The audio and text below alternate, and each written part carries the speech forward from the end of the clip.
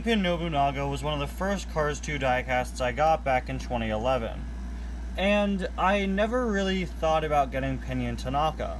Although the two work perfectly together because they are the two sumo wrestlers in Cars 2, I thought getting Pinion would be kind of a waste of money and just a waste of a car in my collection because weren't they basically the same car?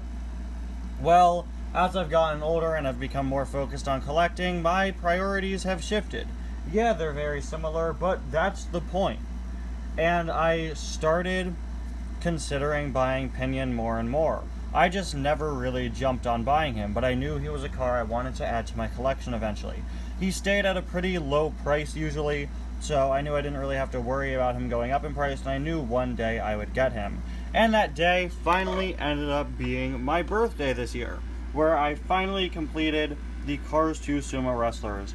Back on either my birthday or Christmas a few years ago, I think it was my birthday, I got Kamara Kaizo, the referee, for the sumo wrestling match in Cars 2. So, for a few years now, I've just had one sumo wrestler and the referee. Last year, I thought I'd be able to get Pinion Tanaka because they re-released Kingpin Nobunaga, but for some reason, they didn't re-release him. It was like Dinoco Showgirl number 1 getting re-released without number 2 all over again. But now, I finally have this guy from his original 2011 release. Anyway guys, welcome back to another review. Today we're going to be taking a look at Pinion Tanaka from the original Cars 2 diecast line, where he was number 7 in the deluxe line. Very similar to Kingpin here, of course. Unfortunately, my Kingpin is a little beaten up. He's missing one of his rear view mirrors. He's a little dented, but that's alright. Pinion Tanaka actually does have some differences from Kingpin. At first, he has a different face. He also has a different colored thing here. I believe it's called a Mawashi, according to Meet the Cars. I have Meet the Cars out right now, and I'm trying to navigate it. I really don't like the Cars 3 edition of Meet the Cars, guys. It's easily the worst version of the book. It got rid of, like, almost all of the cars from Cars 2 and 1. Yeah, it's called a Mawashi. His is teal, while Kingpin's is purple. Anyway, as you can see, we have his artwork there, the deluxe logo, absolutely massive bubble. The bubbles for deluxes in this line always surprise me. Whenever I receive one as like a gift, I'm always shocked as to how large the bubbles are here. Look at how unnecessarily huge this is.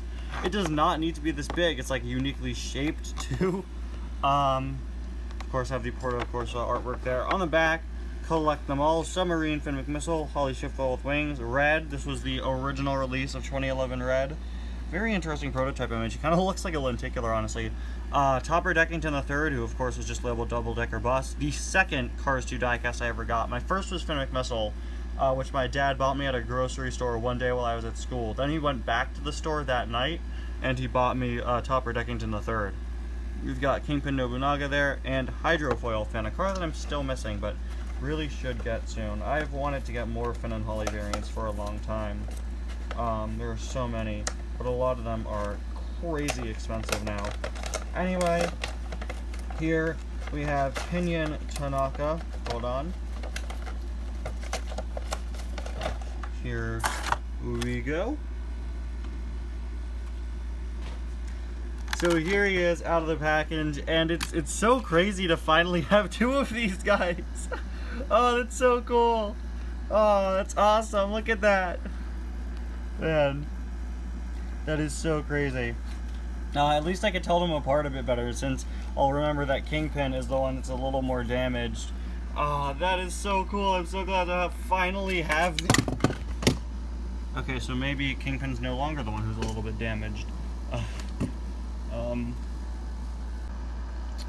Guys, look. He didn't fall all the way down. Alright, so on the bright side, he is not really damaged at all. Also on the bright side, I found a custom that I was working on about a month ago and then I lost. So, found him having also fallen down. Anyway, taking a closer look at Pinion Tanaka here, it's just so surreal to finally have two of these guys. It feels like unreal. Of course, we have a different expression from Kingpin. Honestly, I think I prefer Pinion's expression. just looked a lot angrier, although Kingpin's expression is great as well. Got the grill here, his lights, pretty big bumper down there. You have the Mawashi here, of course, in a teal color compared to Kingpin's purple.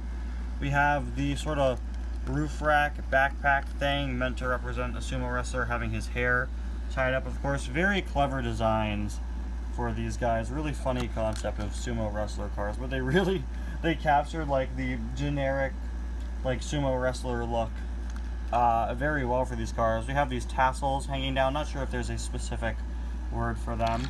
I love how the Mawashi here is tied around the back and it goes down across the sumo wrestler just like an actual one would, which is just absolutely amazing. The attention to detail on these guys is just great. No license plate on the back, unfortunately. Neither of them have one, but that's just alright, I guess. Here's a look at the other side. Of course, you can see being released from 2011, he does have a mouth plate. There's the other side of Kingpin, just for reference. He's definitely a bit of a brighter color than Kingpin. I think that's just because, again, I've had Kingpin for about 11 years now.